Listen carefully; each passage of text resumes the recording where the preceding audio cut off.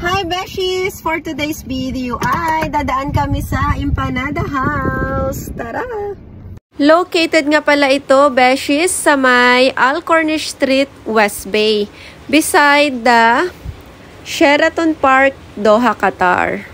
Open nga pala sila tuwing weekdays from 3 p.m. till 12 midnight and weekends naman from 3 p.m. till 1 a.m. Tara, samahan nyo ako para tikman ang napakasarap na kanilang tuna empanada. Worth 8 reals lang pala ang isang piraso niyan, mga besh. Napakasarap at talaga namang hindi tinipid. Napaka-crunchy din ng sandwich nito. Sulit na sulit, beshies. Pinatikim ko nga din to kay B at nagustuhan niya. Sabi niya, mayroon na tayong bagong pagbibilhan pag late na ng gabi.